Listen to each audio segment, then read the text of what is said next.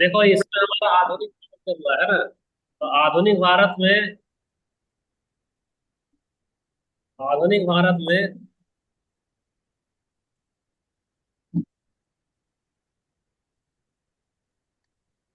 ये रहा हमारा क्या आधुनिक भारत। आधुनिक भारत में ये हमारा अच्छे से हो गया है। भारत में विदेशी कंपनियों का आगमन। अब दूसरा हम लोग क्या करें, ये वन का ही एक पार्ट है, इसलिए यहाँ क्या लिखे हैं, वन ए लिखे हैं। तो बंगाल का देख लिए, मराठा का देख लिए, हैदराबाद का देख लिए, मैसूर, पंजाब और सिंध और अवध पता नहीं हुआ है कि नहीं हुआ है। क्या नहीं हुआ है? पंजाब सिंध और अवध नहीं हुआ है। नहीं हुआ है। तो, तो पंजाब सिंध और अवध खुद से पढ़ लेना, ठीक है। नहीं हुआ तो खुद से पढ़ लो। आज हम लोग क्या करेंगे, 1857 का विद्रोह करेंगे। और देखो यहाँ ये वाला तीसरा वाला जो टॉपिक है, क्या लिखा है, विभिन्न गवर्नर जनरल और वायसराय का कार्यकाल। ये तीसरा वाला टॉपिक हम लोग किसमें कर चुके हैं, इसी में हम लोग कर चुके हैं, पहला वाला में ही कर चुके हैं। तो देखते हैं पहले से फाइल पर क्या बोल रही है, पंजाब सिंध और अवध वाला। पंजाब सिंध और अवध का अगर होगा तो क्या कर देखते हैं, पंजाब सिंध और अवध। पंजाब सिंध और अवध में यही है ना?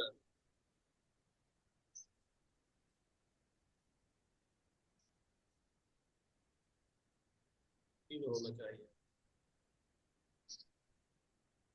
कहाँ तक हुआ था पंजाब, अच्छा ठीक है, ये मिल गया।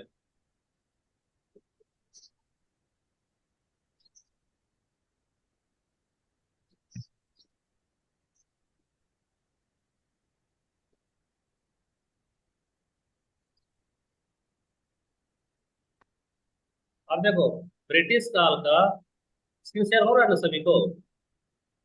जी सर।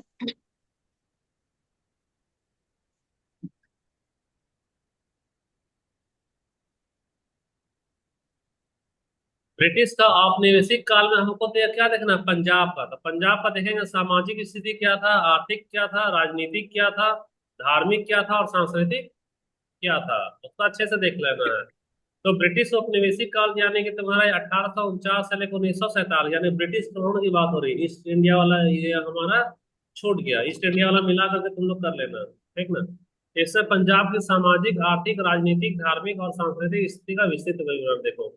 सामाजिक स्थिति किसका, पंजाब में। तो यहाँ जातिगत संरचना थी और सामुदायिक संरचना भी थी। पंजाब में क्या क्या था, तो सिख है, हिंदू है, मुसलमान है और अन्य समुदायों का मिश्रित क्षेत्र था।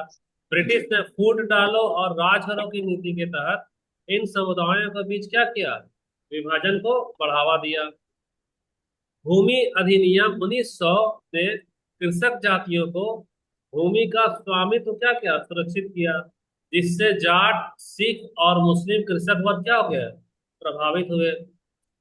सामाजिक सुधार आंदोलन जैसे सिंह सभा और आर्य समाज यानी हिंदुओं में धार्मिक पहचान को मजबूत किया।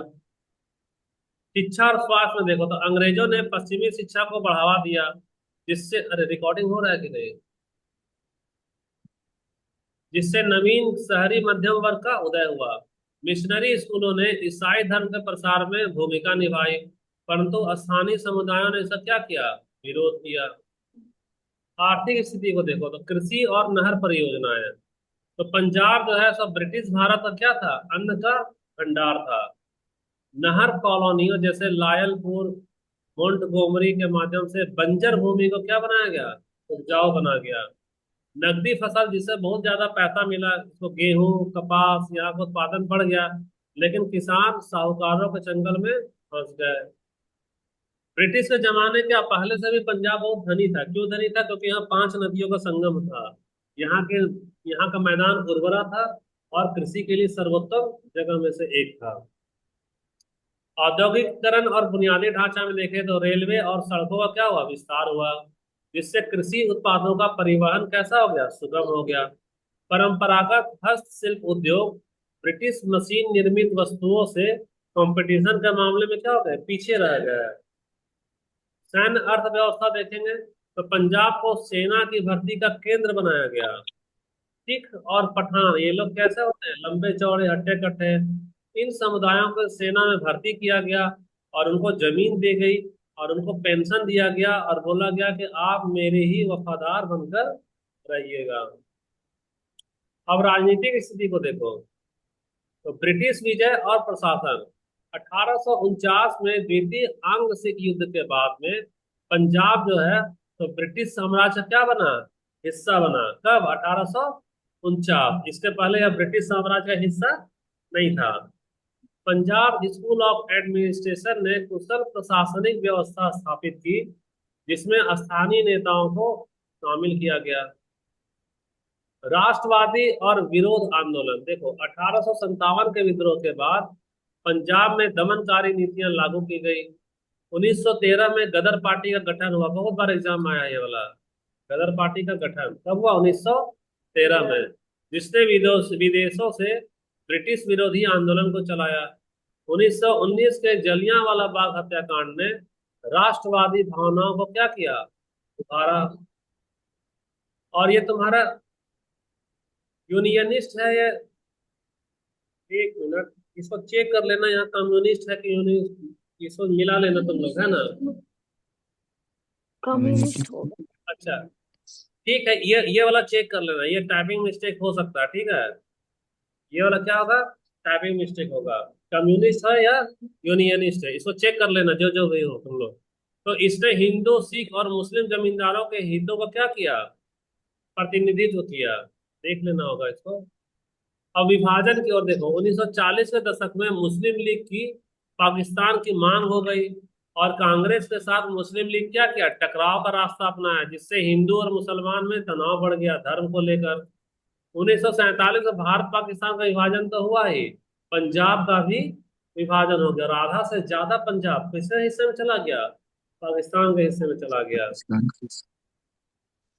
धार्मिक स्थिति को देखो तो सांप्रदायिक पहचान का उभार देखते हैं। तो ब्रिटिश ने जनगणना में धर्म को आधार बनाकर सांप्रदायिक विभाजन को और क्या किया? गहरा किया। बार बार देखो ये सब उल्लेख आ रहा है कि जनगणना अगर हो धर्म का आधार पर, जाति का आधार पर, नस्ल के आधार पर, तो समाज में क्या होता है? फूट पड़ता है। समाज में क्या होता है? बंटवारा होता है।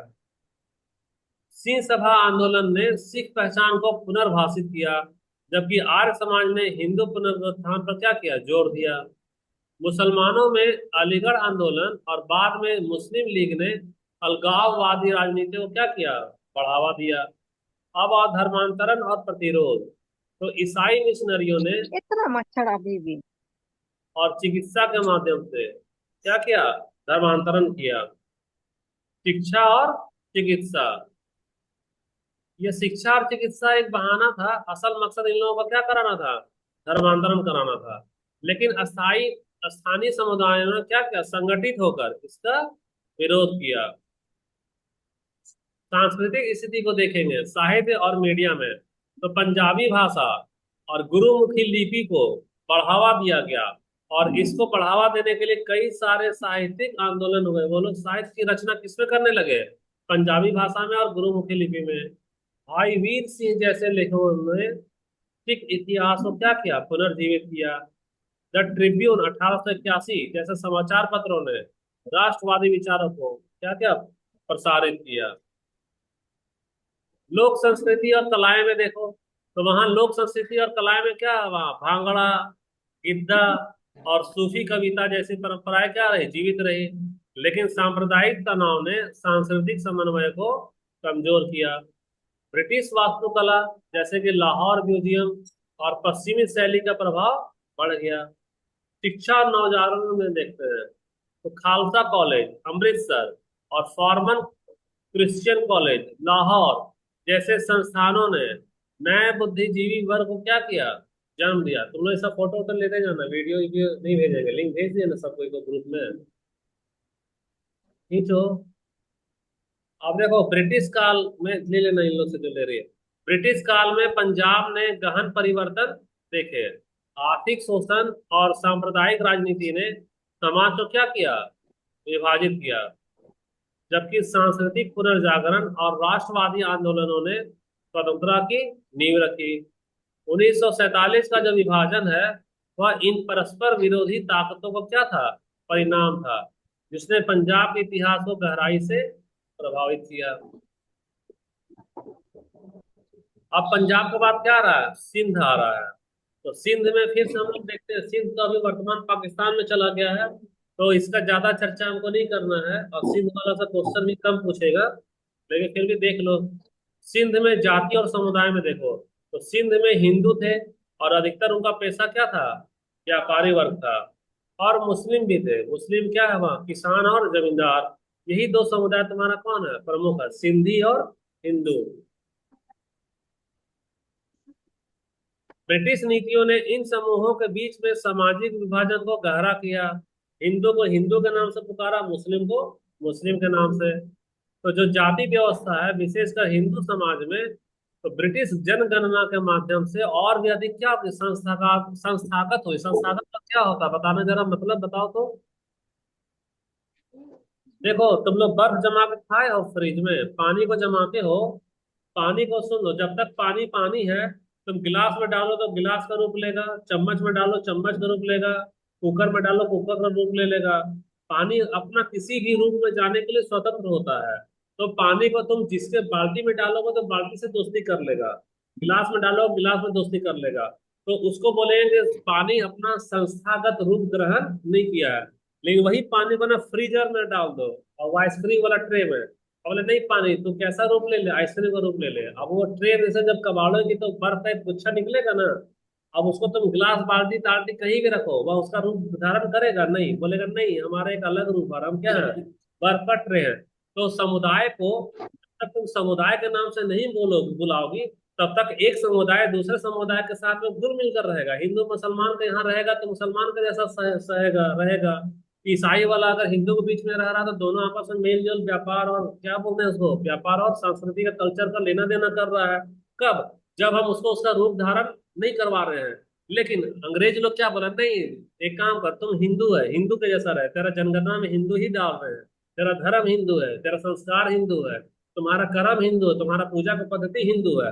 तो हिंदू वाला क्या किया, बर्फ का टुकड़ा जैसा शेप ले लिया, मुसलमान वाला वैसा टुकड़ा में ले लिया, क्रिश्चियन वाला वैसा टुकड़ा में ले लिया। तो हर एक समुदाय अपना एक संस्थागत संस्थागत क्या लिया, रूप लिया। और रूप लेने के बाद एक समुदाय दूसरे समुदाय के साथ कभी भी मिला जुला क्या, नहीं मेल जोल किया। उसी को यहाँ कह रहे हैं क्या, संस्थागत। यही इसका मतलब है, एक शब्द है, इसका बहुत सारा मतलब निकल रहा है।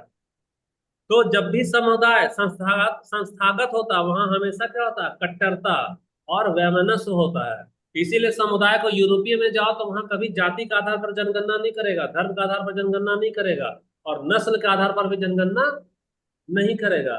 लेकिन हमारे यहाँ कैसा जनगणना है, जाति के आधार पर, धर्म के आधार पर, नस्ल के आधार पर, क्षेत्र के आधार पर, कि तुम लोकल हो कि बाहरी हो, आदिवासी है कि गैर आदिवासी है, हिंदू है कि गैर हिंदू है, मुसलमान है कि गैर मुसलमान है, क्रिश्चियन है कि गैर क्रिश्चियन है।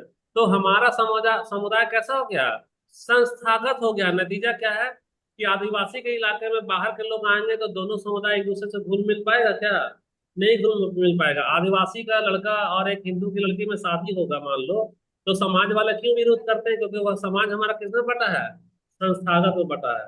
तो इसमें ज्यादा हमको भाषण नहीं देना है, क्लियर हो गया होगा ना संस्थागत का मतलब।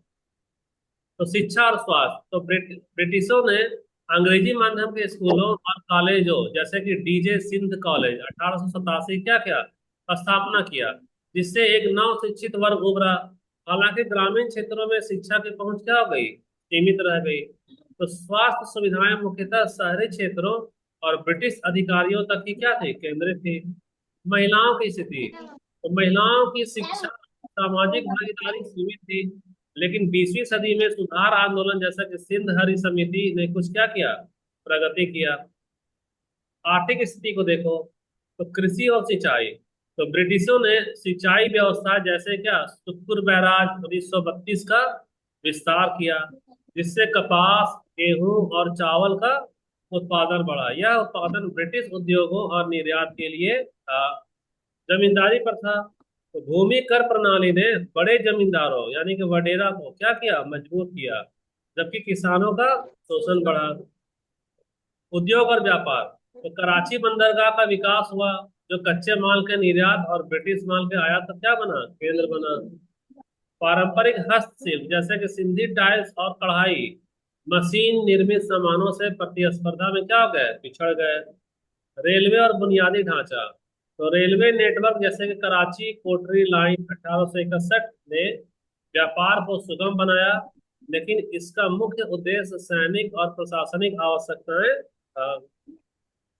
राजनीतिक स्थिति को देखते हैं, तो पहला आ जा प्रशासनिक परिवर्तन में। तो 1843 में सिंध के ब्रिटिश अधिग्रहण के बाद इसे बॉम्बे प्रेसिडेंसी का क्या बनाया गया, हिस्सा बनाया गया। 1936 में इसको एक अलग प्रांत का दर्जा मिला। 1843 में देखो, सिंध का ब्रिटिश अधिग्रहण के बाद, अच्छा ठीक है, ब्रिटिशों ने स्थानीय नेताओं जैसे कि तालपुर मीरों की शक्ति को कम किया और शासन में केंद्रीकृत प्रशासन को लागू किया। राष्ट्रवादी आंदोलन में देखते हैं, तो 20वीं सदी में सिंध में खिलाफत आंदोलन हुआ और कांग्रेस का प्रभाव बढ़ गया। 1940 के लाहौर प्रस्ताव के बाद सिंध विधानसभा ने पाकिस्तान के पक्ष में प्रस्ताव पारित किया। प्रमुख नेता में देखो तो GM सईद जो कि सिंध के राष्ट्रवादी नेता हैं, और अल्लाह बख्श सोमरो ये कि हमारा प्रगतिशील राजनीतिज्ञ है। धार्मिक स्थिति को देखते हैं अगर हम लोग, तो सूफी परंपरा, तो सिंध की जो सूफी संस्कृति है, जैसे लाल शहबाज कलंदर का दरगाह अभी भी बहुत प्रभावशाली थी। लेकिन ब्रिटिश काल में मदरसों और धार्मिक संस्थानों का क्या हुआ, राजनीतिकरण हुआ। सांप्रदायिक तनाव, ब्रिटिश ने फूट डालो और शासन करो की नीति के तहत हिंदू मुस्लिम विभाजन को बढ़ावा दिया। 1920 से 30 के दशक में सांप्रदायिक दंगे भी बढ़े।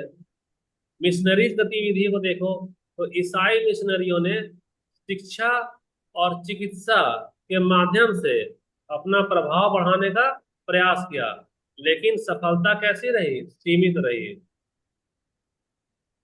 सांस्कृतिक स्थिति में आओ, तो अच्छा ये सब कभी सोची हो कि ईसाई मिशनरीज काफी ज्यादा शिक्षा और चिकित्सा में आगे रहे, लेकिन इनका मकसद क्या था, वो अपना धर्म का प्रचार करना। लेकिन कई जगह यहाँ लिखा है कि उनकी सफलता सीमित रही। ये सब होमवर्क है, सोच के आना, लिख कर लाना कि किन वजहों से निःशुल्क शिक्षा और चिकित्सा देने के बावजूद भी इनका जो धर्मांतरण है वह कैसा रहा, धीमा रहा। साहित्य और भाषा में सिंधी भाषा और साहित्य जैसे कि शाह अब्दुल लतीफ भिट्टाई की कविता को क्या मिला, संरक्षण मिला, लेकिन अंग्रेजी और उर्दू का प्रभुत्व बढ़ा। सिंधी प्रेस पत्र पत्रिकाएं में चाहे अल वहीद और सिंध समाचार ने सामाजिक राजनीतिक चेतना को जगाया। कला और वास्तुकला में देखेंगे तो ब्रिटिश वास्तुकला जैसे कि कराची का फ्रे हॉल का प्रभाव दिखाई दिया, लेकिन सिंधी नक्काशी और टाइल कला भी बची रही। परंपराएं और त्योहार, तो सिंधी संस्कृति के त्योहार जैसे क्या उर्स और चेटी चांद मनाए जाते रहे, लेकिन पश्चिमी संस्कृति का प्रभाव शहरी क्षेत्रों में रहा।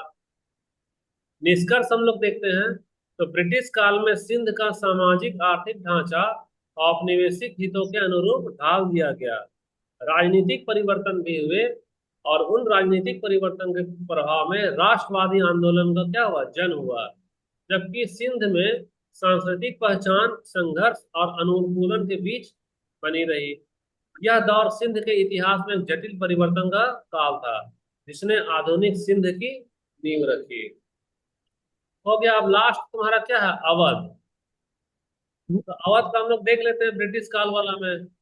तो देखो अवध हमारा फेमस था किसका, नवाबों का शासन के लिए। तो नवाबों का शासन और ब्रिटिश हस्तक्षेप, सबसे पहले 1856 से पहले अवध पर सिया नवाब का शासन था, जो कि सांस्कृतिक संरक्षण के लिए क्या था, प्रसिद्ध था। सिया नवाब हिंदू और मुस्लिम दोनों को क्या बराबर भाव से देता था, संरक्षण भी करता था उन लोगों का कला और संस्कृति का।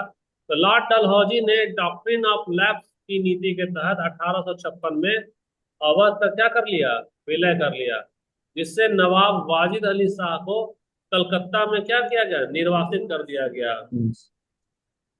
1857 का विद्रोह क्यों हुआ, क्योंकि अवध जो है 1857 के विद्रोह का केंद्र बना, क्योंकि नवाब के जो भी वफादार सैनिक थे और जो नवाब से जो ताल्लुक रखते थे उसने क्या किया, ब्रिटिशों का विरोध किया और बढ़ चढ़कर भाग लिया। तो विद्रोह के बाद ब्रिटिश ने क्या किया कि चुन चुन करके ताल्लुकदार को, कुछ को क्या दिया, सत्ता दी और कुछ को नहीं दिया। तो उससे आपस में ताल्लुकदार में क्या हो गया, फूट पड़ गया। तो फूट डाला और फिर से शासन करने का नीति अपनाया। प्रशासनिक परिवर्तन में देखते हैं तो अवध को ब्रिटिश प्रांत में मिला दिया गया और सीधे अंग्रेज अधिकारियों द्वारा शासित किया जाने लगा। आर्थिक स्थिति को देखो तो कृषि और भू राजस्व, तो अवध हमारा क्या था, कृषि प्रधान था। लेकिन ब्रिटिश ने तालुकदारी प्रणाली को कमजोर किया और किसानों से सीधे राजस्व वसूलने लगा, जिससे कर्ज में किसान डूब गए और किसान की गरीबी बढ़ गई। 1857 के बाद तालुकदारों को क्या किया गया, फिर से स्थापित किया गया। हस्तशिल्प का पतन कैसे हो गया भाई, ब्रिटिश अपनी मशीन से बहुत सारा सामान बना कर ले आते थे, और जो हमारे यहाँ स्थानीय उद्योग है जैसे मलमल का कपड़ा है, चिकनकारी है, उसको पूरी तरह से ब्रिटिशों ने क्या किया, नष्ट कर दिया।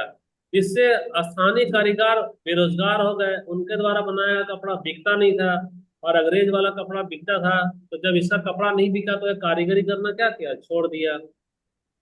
नकदी फसल को देखो तो नील और कपास जैसी फसलों को क्या दिया, बढ़ावा दिया गया, जिससे खाद्य का संकट पैदा हुआ। रेलवे का निर्माण संसाधनों के दोहन के लिए किया गया। सामाजिक स्थिति में देखते हैं तो जाति और वर्ग में तो पारंपरिक सामंती व्यवस्था टूटी, लेकिन ब्रिटिश ने तालुकदारों को सामाजिक नियंत्रण में क्या किया, इस्तेमाल किया। किसानों और मजदूरों का शोषण यहाँ पर बढ़ता है। शिक्षा और महिलाओं की स्थिति को देखते हैं तो अंग्रेजी शिक्षा का अवध में क्या हुआ, प्रसार हुआ। लेकिन ग्रामीण क्षेत्रों में पारंपरिक मदरसे भी खुल गए और पाठशालाएं पिछड़ गई।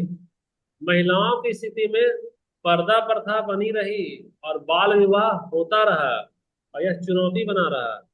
हालांकि लखनऊ की तवायफों ने संगीत और नृत्य को क्या किया, समृद्ध किया। वहां लखनऊ तो फेमस था तवायफ का परंपरा के लिए, वहां संगीत होता था, नाच होता था, गान होता था। फामिन और विस्थापन, जैसे अकाल तुम्हारा 1859 से 60 में, और भू राजस्व के बोझ ने ग्रामीण समाज को क्या किया, तबाह किया। और वहां की जो जनता है वह उस क्षेत्र को जाकर दूसरे क्षेत्र में जाने लगी कि कहीं और हम जाएंगे और रोजी रोटी कमाएंगे, यानी वहां क्या होने लगा, विस्थापन होने लगा। धार्मिक स्थिति को देखो अवध में, तो सांप्रदायिक सद्भाव भी रहा और बीच में तनाव भी रहा। अवध में हिंदू और मुसलमान का सह अस्तित्व था, वो लोग एक दूसरे के साथ भाई भाई बनकर रहते थे। लेकिन 1857 का जब विद्रोह हुआ तो उसमें दोनों समुदाय भाई भाई के जैसा मिलकर लड़ाई लड़े भी। वहां पर जो सिया का जो नवाब है वह मुहर्रम और ईद जैसे त्योहार को राजकीय संरक्षण देता था, यानी राजकीय खजाने से त्योहार को क्या किया जाता था, मनाया जाता था। लेकिन ब्रिटिश लोग 1857 की लड़ाई के बाद क्या किए, हिंदू का हिंदू के नाम से जनगणना किए, मुस्लिम मुसलमान का मुसलमान के नाम से उसका अलग कमेटी बनाया, उसका प्रांतीय चुनाव का असेंबली अलग कर दिए, हिंदू का अलग कर दिए। नतीजा क्या हुआ, इन लोग में फूट पड़ गया। और जब फूट पड़ गया जिससे सांप्रदायिक विभाजन के बीच बोए गए। जैसा भी मराठा वाला नहीं चल रहा है कि तुम मराठी नहीं बोल, बैंक का मैनेजर है बिहार से ट्रांसफर हुआ है, उसको खूब थप्पड़ मार रहा है कि तुम मराठी क्यों नहीं बोल रहा है। तो मराठा में जाओ, तमिलनाडु में जाओ, तो ये सब क्या है, आपस में फूट ही तो पड़ रहा है। तो ये तुम्हारा आज का सांस्कृतिक स्थिति को देखो अवध में। तो कला और साहित्य को देखते हैं तो लखनऊ जो है वह फारसी भारतीय संस्कृति का क्या था, केंद्र था। उर्दू शायरी में तुम्हारा मीर और गालिब की परंपरा, अभी भी लोग मीर और गालिब का शायरी करता है। कथक नृत्य हो गया, ठुमरी के संगीत, फले फूले। ब्रिटिश काल में पारंपरिक संरक्षण क्या हुआ, कम हुआ। लेकिन नए माध्यम जैसे कि प्रिंटिंग प्रेस ने साहित्य को क्या किया, प्रोत्साहित किया। वास्तुकला में देखोगे तो ब्रिटिश और भारतीय शैली का मिश्रण देखते हैं, दिखने को मिलता है। कहाँ, जैसे लखनऊ का रेजिडेंसी हो गया, छतर मंजिल हो गया, बड़ा इमामबाड़ा हो गया। इसमें किसका किसका मिला, ब्रिटिश और भारतीय शैली का। शिक्षा और नवजागरण में देखो तो 19वीं सदी के अंत में अवध ने सामाजिक सांस्कृतिक नवजागरण देखा, जिसमें स्त्री शिक्षा और सुधार आंदोलनों की क्या हुई, शुरुआत हुई। शुरुआत। निष्कर्ष दिन निकलता है कि ब्रिटिश का शासन ने अवध के पारंपरिक ढांचे को क्या किया, भंग कर दिया। हिंदू को हिंदू के नाम से रखा, मुसलमान को मुसलमान के नाम से रखा, लड़वा दिया, आर्थिक रूप से शोषण किया, समाज में दंगा फैलाया, अशांति हुई, और राजनीतिक रूप से क्या किया, गुलाम बना लिया। स्वतंत्र अवध का रियासत को क्या किया, ब्रिटिश साम्राज्य में मिला दिया। हालांकि इस दौरान जो सांस्कृतिक विरासत है और जो सामुदायिक एकता है, उसने अवध को एक विशिष्ट पहचान दी, जो कि 1857 के संघर्ष के बाद नव जागरण में परिलक्षित हुई। तो ये तुम्हारा क्लास का क्या हो गया, द एंड हो गया। तो अभी हम लोग 10 मिनट बाद क्लास खत्म करते हैं, 10 मिनट बाद 1857 वाला शुरू करेंगे। तुम लोग वेट करना, और वेट करने के बाद में इसमें ये क्या दिख रहा है, इन लोग का 13 लोग ही है। तो लिंक भेजे कि नहीं भेजे, मात्र 12-13 लोग हो तुम लोग। भेजिए सर लिंक। लिंक भेजे ना, ठीक है। तो लिंक में जिसको लिंक चाहिएगा ना, वो पर्सनली मैसेज कर देना भाई, या नहीं तो जी 1 मिनट रुक जाओ। ग्रुप में 13-14 ही लोग आ रहा है ना, तो 1 मिनट। फिर सफलता वाला में 1 मिनट रुक जाओ, फिर से देखते हैं। पता ही नहीं चल रहा है। ठीक है, 10 मिनट बाद भेजते हैं लिंक, है ना। दस ठीक मिनट है के सर। बाद लिंक भेजेंगे, तुम लोग अटेंड कर लेना क्लास। ठीक है सर। ठीक।